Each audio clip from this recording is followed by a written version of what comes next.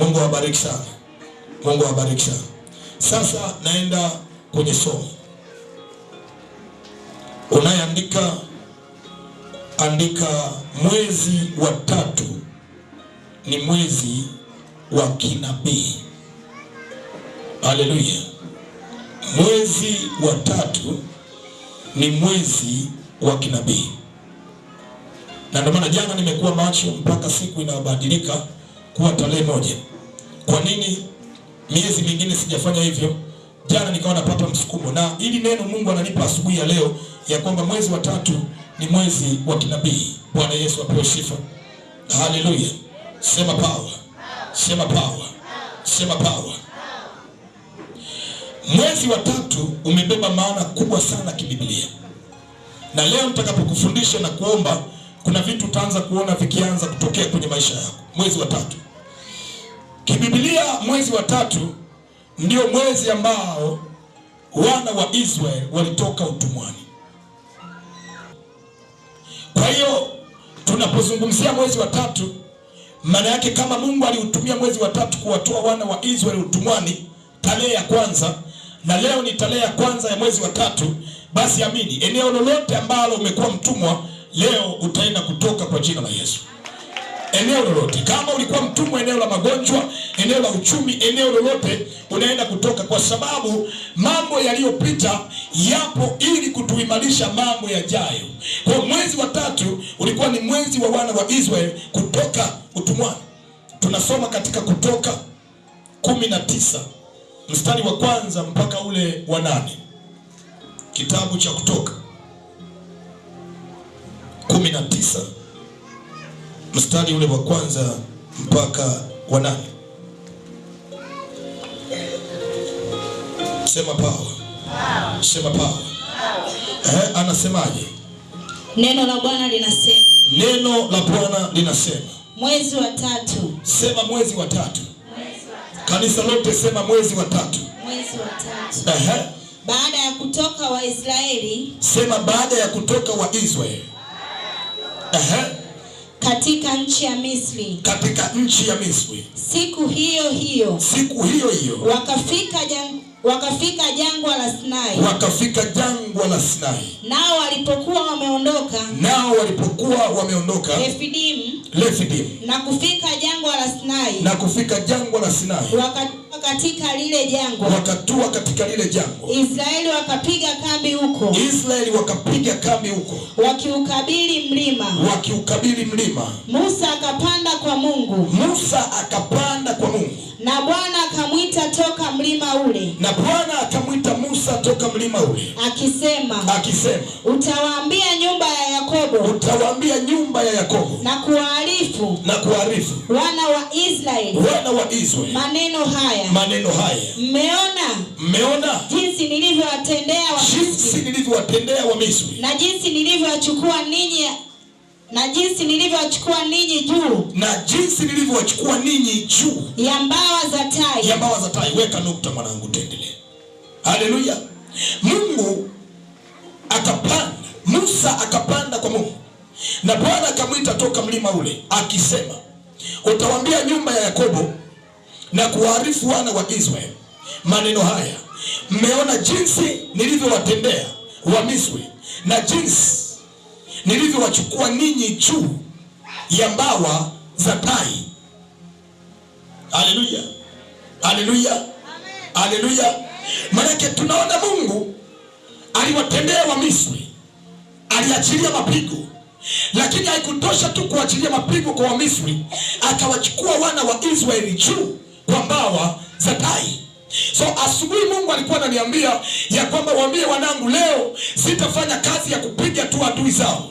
Adui watapigwa, lakini wao watachukuliwa na kuwekwa juu kwa mbawa za tai. Manake kama ulikuwa chini, leo unapokea neema. Hii ni ofa ambayo Mungu anaiachilia.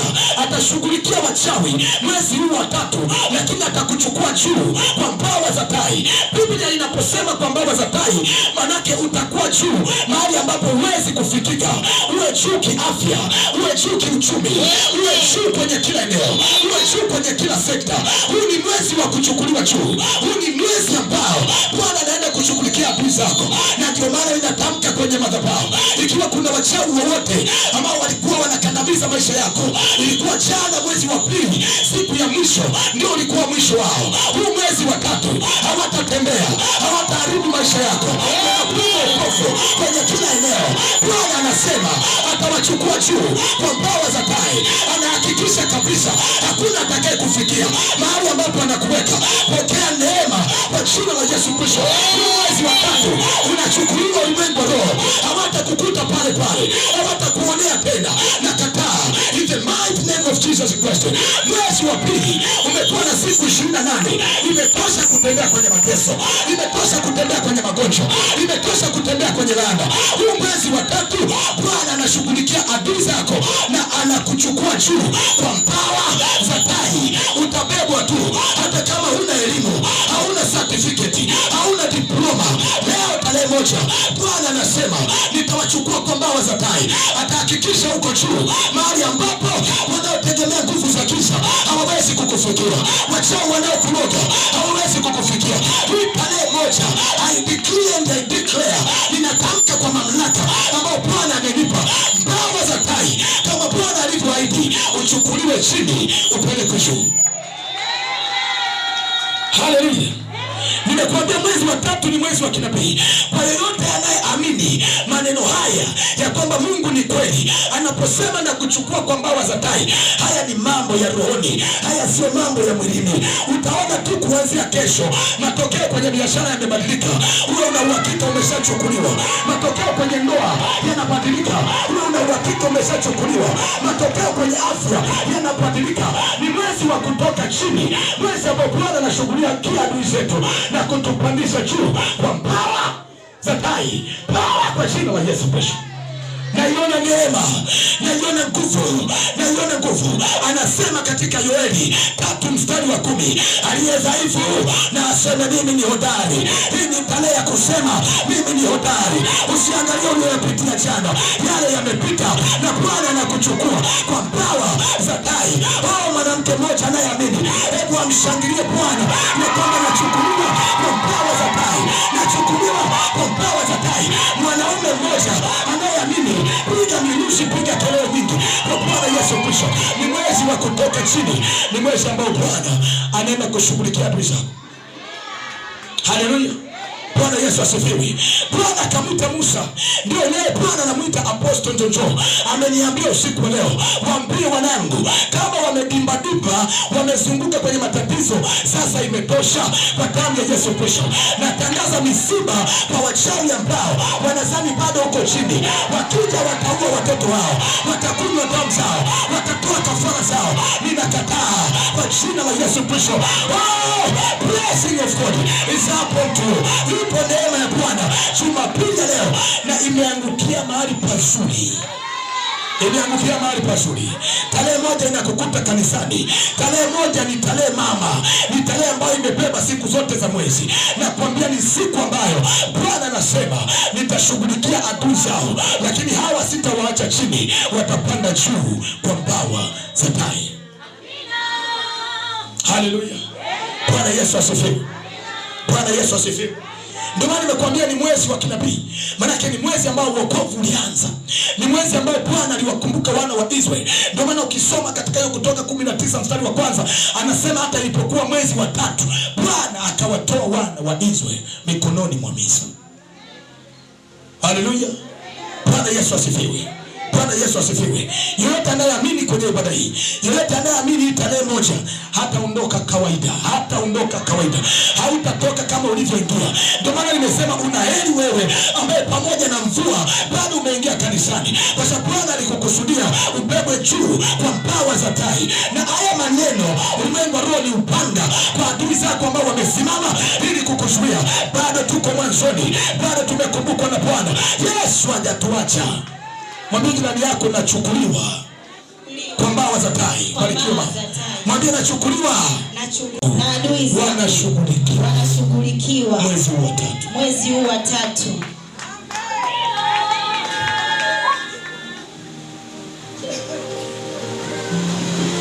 Kuna uwepo mkubwa sana wa Mungu. Tarehe zimebeba maana.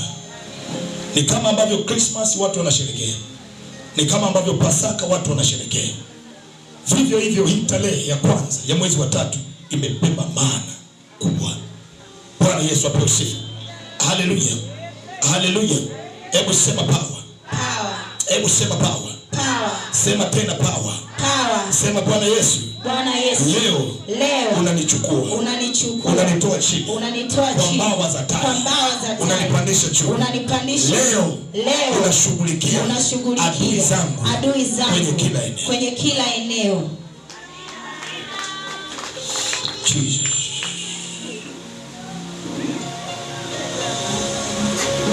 Nasikia ndani unyonge sasa basi. Kuonewa sasa basi. Matatizo sasa basi. Nyumbani kwako kutembelea wachawi sasa basi. Kuleta matatizo kwenye familia yako sasa basi. Jina lako kutamkwa kwa waganga wa kienyeji sasa basi. Kwa sababu Bwana anakutoa chini, Bwana anakupandisha juu kwa mbawa za tai. Sema power. Sema power. Sema naona raha. Naona raha. Ni tarehe moja. Kwa sababu ni tarehe ya kushughulikia adui zangu. Na mimi kupandishwa. Kwa jina la Yesu. Na kwa mamlaka ambayo Bwana amenipa. Kwa sababu leo unapandishwa juu. Wale ambao wanakusudiaga mauti mwanzo wa mwaka, tutahudhuria misiba yao. Amen. Kwa sababu hawatakuona kwa jina la Yesu Kristo. Biblia inasema kama Bwana milima inavyozunguka Sayuni, ndivyo Bwana atakavyozunguka watu wake. Pokea kuzungukwa kwa jina la Yesu Kristo. Leo tarehe moja uzungukwe. Kwa jina la Yesu Kristo. Uliingia hapa una ugonjwa, hautatoka una ugonjwa. Nakataa. Kwa sababu Bwana akikupandisha juu, magonjwa hayatakuwa sehemu yako. Hayatakuwa sehemu yako. Hebu sema power. Ukiwa rohoni utaanza kuona hiki kinachomaanisha. Utaanza kuona kuna amani fulani ambayo hujawahi kuiona. Bwana Yesu apewe sifa. Hebu tuendelee pale tumeishia. Biblia inasemaje? Neno la Bwana linasema. Nikawaleta ninyi kwangu mimi. Nikawaleta ninyi kwangu mimi. Sasa basi. Ikiwa mtaitii. Sauti yangu kweli kweli. Na kulishika agano langu. Hapo ndipo. Mtakapokuwa. Tunu kwangu. Kuliko makabila yote ya watu. Maana dunia yote pia. Ni mali yangu. Nanyi mtakuwa kwangu. Ufalme wa makuhani. Na taifa takatifu. Hayo ndiyo maneno utakayowaambia wana wa TCC. Musa akaenda akawaita wazee wa watu akawafunulia maneno hayo yote Bwana aliyokuwa amemwagiza. Watu wote wakaitika pamoja wakisema hayo yote aliyoyasema Bwana tutayatenda. Hebu watu wote itika pamoja, sema hayo yote aliyoyasema Bwana. Tutayatenda. Rudia tena, hayo yote aliyoyasema Bwana. Tutayatenda. Rudia tena, hayo yote aliyoyasema Bwana. Tutayatenda. Naye Musa akamwambia Bwana. Maneno ya hao watu. Niendelee mstari wa 9. Bwana akamwambia Musa. Tazama mimi. Naja kwako. Katika wingu zito. Ili watu hawa. Asante. Bwana Yesu asifiwe. Haleluya. Nimekuambia leo Musa ni mimi niliyesimama mbele yako. Bwana Yesu apewe sifa. Amen. Hayo ndio maneno ambayo Bwana ameniambia usiku wa leo. Leo siku imebadilika, nikiwa niko kwenye maombi, nikiwa nahudumia watu. wenye shida mbalimbali. Sasa siwezi kukusahau wewe mwanangu wa ndani, siwezi kukusahau. Hayo ndio maneno ambayo Bwana ameniambia. Maanake wewe unachotakiwa kwamba ni kuamini kwamba hayo yote tutayatenda. Maanake tunaamini ya kwamba Bwana anatuchukua chini kwa mbawa za tai, na tarehe ya leo Bwana anashughulikia adui zetu. Kama wao walikesha jana, basi mikesha yao imeharibika, na kama wanatarajia matokeo mabaya mwezi huu wa 3 kwako, basi walichopanda ndicho watakachovuna. Amen. Haleluya. Amina. Sema power. Sema power. Nimekwambia mwezi wa 3 ni mwezi wa kinabii. Mwezi wa 3 kibiblia tena ni mwezi wa kuweka msingi. Mwezi wa 3 kibiblia ni mwezi wa kuweka msingi. So leo tutaweka msingi. Tutaweka msingi ambao shetani hatajenga juu yake. Msingi wa kwenye kila eneo, iwe kiafya, iwe kiuchumi. Leo tunaweka msingi ambao shetani hatajenga juu yake. Bwana Yesu apewe sifa. Mambo ya Nyakati wa Pili 31 mstari wa 7. Dakika chache sana zimebaki hapa na maliza. Nyakati wa Pili 31 mstari ule wa 7. Sema power. Sema power. Haleluya. Amina. Neno la Mungu ni zuri sana. Unaanza kuelewa maana ya mwezi. Kwa mtu akikuuliza mwezi wa 3, mwambie ni mwezi wa kinabii, ambao unachukuliwa chini na pandishwa juu kwa mbawa za tai. Sipandishwi juu kwa sababu nina elimu au nimesoma au nimesomeshwa au sijasoma au sina hadhi au nina hadhi. No, Bwana amenichagua kunipandisha kwa mbawa za tai. Na tunafahamu tai akiruka anakuwa mahali ambapo ndege mwingine hawezi kufika. Kwa hiyo Mungu ana maana ya kwamba anakupeleka mahali ambapo hata watu wangeloga hawatafikia amani ulio nayo, hawatafikia mafanikio ambayo Mungu anaenda kukupa, hawatafikia uzima na afya ambayo Bwana anaenda kuachilia juu yako na juu ya familia. Hata wangehangaika kwa waganga, yupo Mungu atakaye tutofautisha. Amina. Sema power. Power. Anasemaje Nyakati wa Pili 31 mstari wa 7? Neno la Bwana linasema. Neno la Bwana linasema. Katika mwezi wa 3. Katika mwezi wa 3. Wakaanza kuweka misingi. Asante. Katika mwezi wa 3 wakaanza kuweka misingi.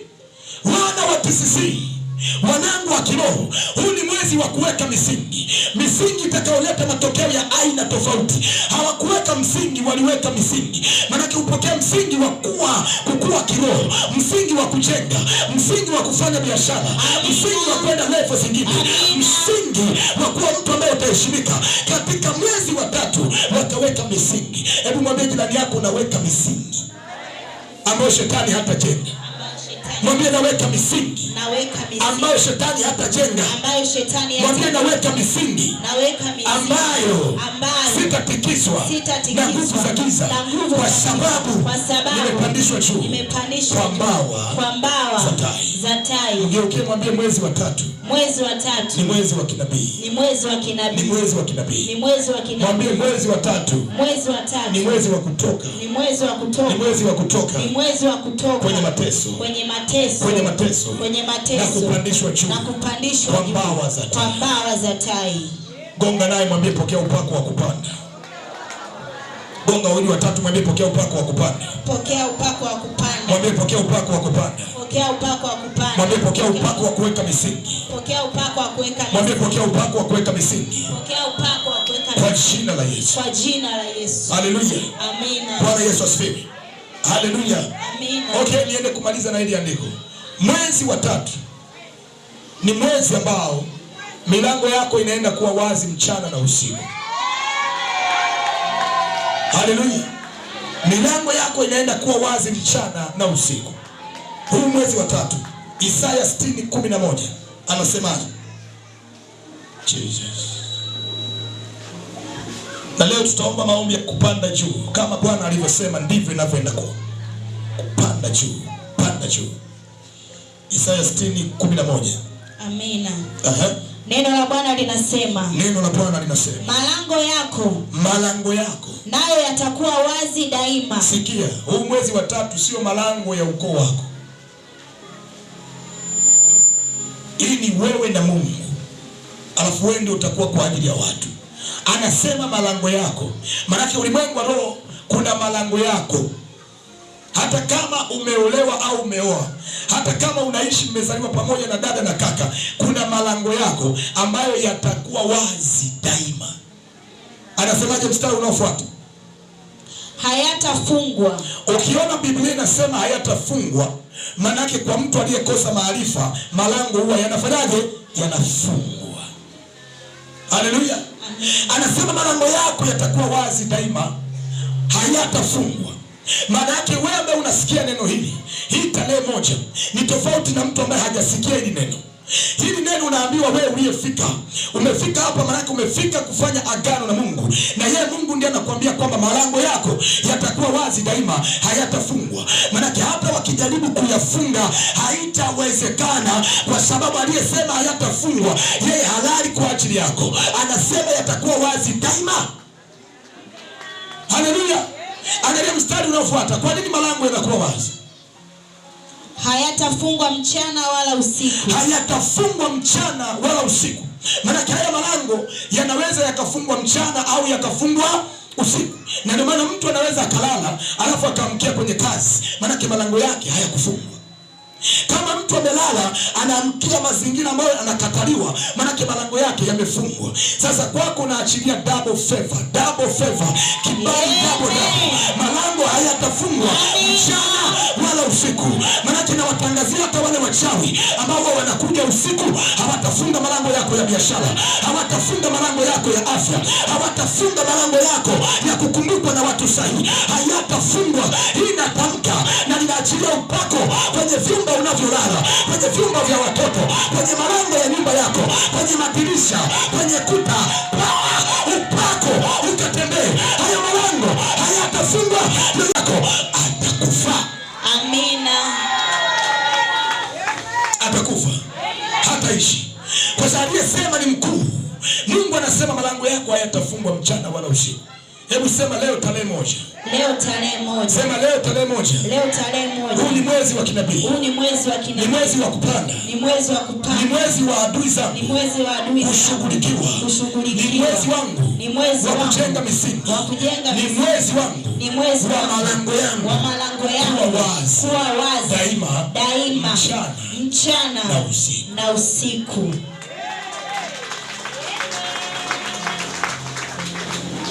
Haijalishi mama yako ni mchawi, haijalishi bibi yako ni mchawi, haijalishi babu yako ni mchawi, haijalishi mjomba wako ni mchawi, haijalishi shangazi yako ni mchawi. Aliyesema malango hayatafungwa ni yule aliyemtoa mwanawe wa pekee Yesu Kristo aje anunue wewe, akununue kwa damu ya thamani. Anasema ni pendo la ajabu ambalo Bwana ametupenda, na kwa sababu alimtoa Kristo kwa ajili yako, anasema malango yako hayatafungwa.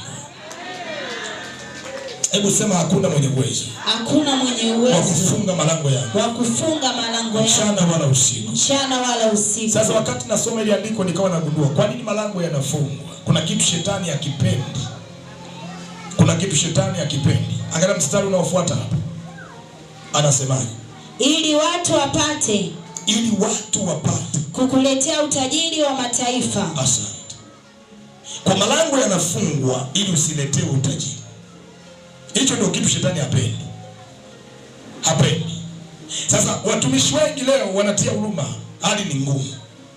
Hawajui malango yamefungwa ili watu wa mataifa wapate kukuletea utajiri.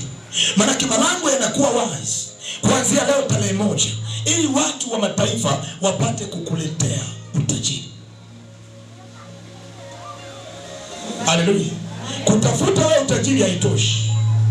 Anasema watu wa mataifa wapate kukuletea utajiri. Kwa malango yako yanapokuwa wazi, watu wanaleta. Haleluya. Haleluya.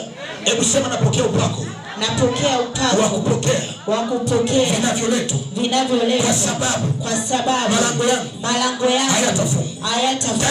Daima. Mchana wala usiku. Kwa wale wachawi ambao wanazunguka kwa waganga, kazi yao ni moja, ni kufunga malango ili mtu asipokee, ili wakitupia magonjwa akose fedha za matibabu. Ili waweze kufanikiwa lazima wafunge malango. ya kuletea utajiri. Na mimi ninamuomba Mungu, mabilionea, watu wenye malaki na mamilioni watokee kwenye hili kanisa.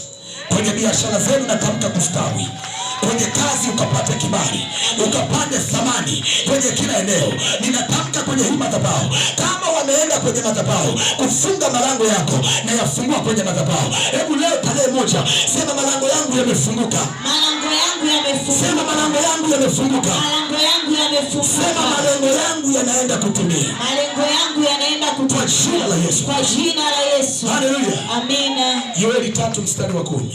Jesus. Nasikia nguvu. Unaenda kupaa leo. Utapaa kwa mbawa za tai. Kwa mbawa za tai utapaa. Mwambie jirani yako, hawatanikuta pale waliponiacha. Hawatanikuta pale waliponiacha. Ambia hivyo wa nyuma na wa mbele, mwambie hawatanikuta pale waliponiacha. Hawatanikuta pale waliponiacha. Kwa sababu Bwana ananitoa leo. Kwa sababu Bwana ananitoa leo. Ananiweka mahali pengine. Ananiweka mahali pengine ambapo hawajatarajia. Ambapo hawajatarajia. Anasemaje mtume? Neno la Bwana linasema. Neno la Bwana linasema. Yafueni majembe yenu. Yafueni majembe yenu. Yawe panga. Yawe panga. Na miundu yenu. Na miundu yenu. Iwe mikuki. Iwe mikuki. Aliye dhaifu. Aliye dhaifu. Na aseme. Na aseme. Mimi ni hodari. Mimi ni hodari. Yani hata kama umeingia ibada ya leo, umejiona wewe ni dhaifu, wewe ni hodari kwa jina la Yesu Kristo. Kwa kuiona tarehe 1 ya mwezi wa 3, na kwambia wewe ni hodari. Anasema aliye dhaifu na aseme mimi ni hodari. Hebu simama juu sana, mimi ni hodari. Mwambie jirani yako, mimi ni hodari. Mwambie huyu wa 3, mimi ni hodari. Mimi ni hodari. Aliye dhaifu na aseme mimi ni hodari. Nenda kushoto, nenda kulia, msibitishie huyo. Mwambie mimi ni hodari. Mimi ni hodari. Mimi ni hodari. Mimi ni hodari. Aliye dhaifu na aseme mimi ni hodari. Na aseme mimi ni hodari. Oh! Oh! Somebody say fire. Sema power. Sema power. Sema mimi ni hodari. Mimi ni hodari. Na ndivyo ulivyo. Amen. Kwa jina la Yesu. Amen. Nimemaliza somo. Mungu awabariki. Yaani mwenye kupokea, pokea kabisa mwanangu. Pokea kabisa kwa jina la Yesu Kristo. Hawatakukuta pale walipokuacha.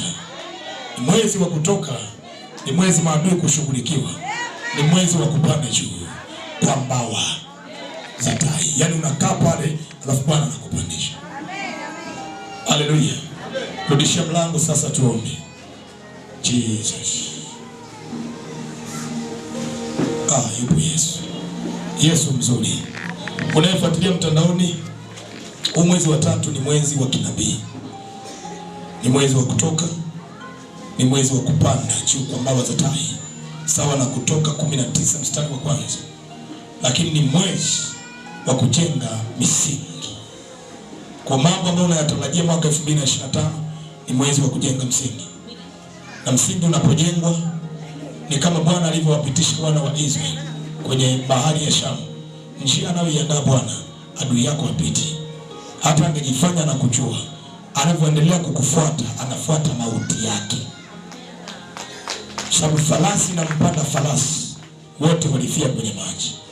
Leo tunaomba ya kwamba Mungu, yeyote atakayeendelea kushindana mwezi wa 3, anajifanya ananijua kwa sababu yeye ni mchawi wenye ukoo, ndiye amepewa sijui mikoba, anafuata mauti yake. Anafuata mauti. Na mtaona misiba kwenye kila eneo. Yeyote anayejifanya yeye sijui ni mjomba, huyu ni damu yetu. No, wewe ni damu ya Kristo. Amen. Wewe ni damu ya Kristo. Amen. Na ndio maana Yesu alisema ndugu zangu ni hawa. Manake tayari wewe na mimi ni damu moja, one blood, one blood. Yeah. Hakuna kwamba ni damu, nimebaki jina kwamba huyu ni Sanga, huyu sijui ni Fungo, huyu sijui ni nani. Wewe ni damu ya Kristo. Haleluya. Amen. Bwana asifiwe. Amen. Haleluya. Amen. Haleluya. Amen. Mwambie jirani yako, sitafuatwa nyuma. Sitafuatwa nyuma. Atakayenifuata, anafuata mauti yake. Anafuata mauti yake.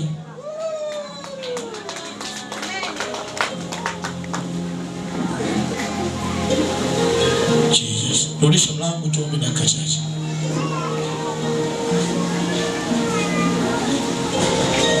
Ipo nguvu.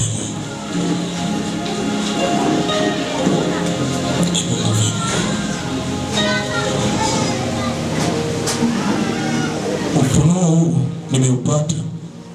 Nilikuwa najiuliza kwa nini wanangu hawainuki? Wanakula, wanavaa, lakini natamani muwe mnapishana benki.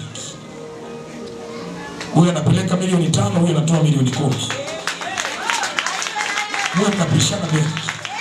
Na natangaza benki za Mbeya zianze kutambua uwepo wako, zianze kutambua jina lako, ya kwamba kuna mtu ambaye anaitwa fulani ana benki akaunti hapa, ambao fedha itaingia ama haitachukuliwa na matatizo. Amina. Haitachukuliwa na matatizo. Amen. Ni viwango mpaka viwango. Amina. Mungu akaniambia huu ni mwezi wa kinabii.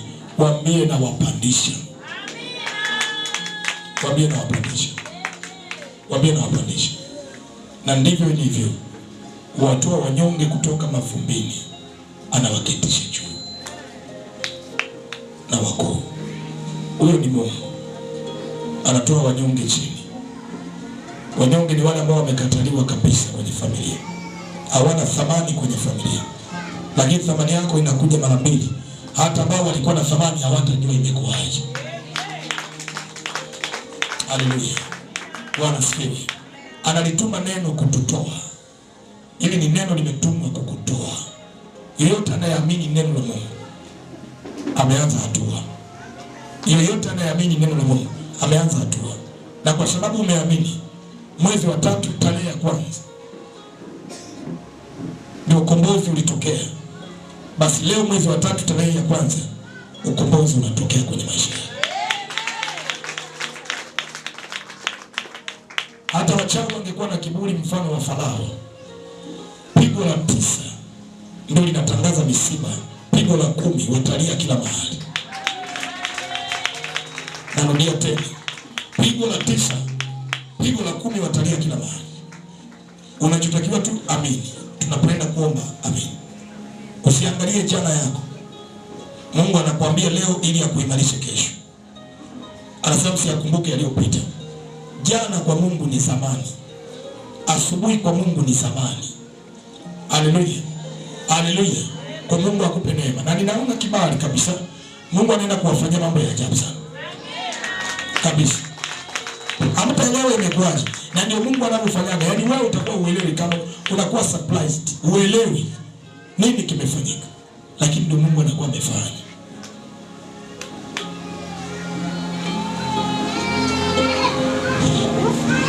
Na neno linakuja kuchange mtazamo wako. Kuchange mtazamo. Aliye dhaifu na aseme mimi ni hodari. Kwa hapa hatuna dhaifu, sababu wote ni mahodari. Na mtu hodari shetani lazima akimbie. Shetani apambane na mtu hodari, kwa sababu mtu hodari ni mtu yule anayeamini. Huyo ndiye hodari. Si mko tayari tuombe? Mko tayari tuombe? Tarehe moja hii imebeba maana. Sema Bwana Yesu. Bwana Yesu. Asante. Asante. Kwa neema yako. Kwa neema yako. Kutoka 19 mstari wa kwanza umeahidi ya kwamba mwezi wa 3 Musa aliyesimama kwenye madhabahu siku ya leo waambie wanangu nitashughulika na adui zao na nitawapandisha juu kwa mbawa za tai kwa sababu akili zangu sio akili zao mawazo yangu sio mawazo yako na njia zangu sio njia zako. Bwana Yesu, ninakubali leo tarehe moja ni tarehe yangu ya kuachanishwa na watesi ya kutoka utumwani ya kupandishwa juu kwa mbawa za tai kwa jina la Yesu. Leo tarehe moja mwezi wa 3 ni tarehe ya kujenga misingi ya mwaka 2026.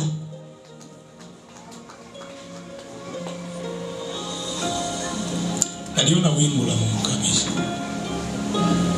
Kuna mtu umelia sana kwenye familia yako, matatizo hayaishi. Thamani yako unaondoka nayo leo.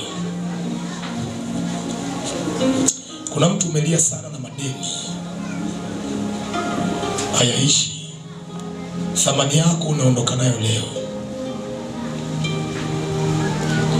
Kuna mtu umeonewa sana na ukoo bila sababu. Mwili wako umefanya kuwa mahali pa magonjwa. Thamani yako unaondoka nayo leo. Kuna mtu wachawi wamekuwa wakifanya makao kwenye nyumba yako. Asubuhi ni matokeo yao kuonekana. Hakuna amani. Unatembea huna amani. Wanakuharibu usiku unapolala. Thamani yako unaondoka nayo leo. Naiona nguvu ya Mungu. Nauona mkono wa Mungu. Nauona mkono wa Mungu. Ameniambia aliye dhaifu na aseme mimi ni hodari. Kwa kuwa umekiri ya kuwa wewe ni hodari, thamani yako unaondoka nayo leo. Kuna mtu ni mkubwa wa kiroho. Ulimwengu wa roho unaona mambo mengi sana. Unaona ukisaidia ndugu. Unaona ni mtu ambaye umevuka level. Lakini adui amefunga malango. Usiku anasema malango yako yatakuwa wazi daima. Thamani yako unaondoka nayo leo. Kama hawakukuthamini kwa sababu ya wachawi walioharibu maisha yako, leo unaondoka na thamani kwa sababu Mungu anaenda kuyajenga maisha yako kwenye ibada hii.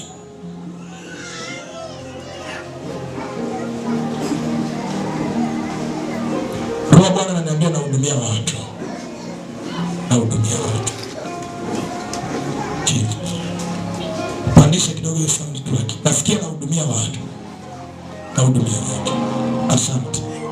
Nahudumia watu. Nahudumia watu.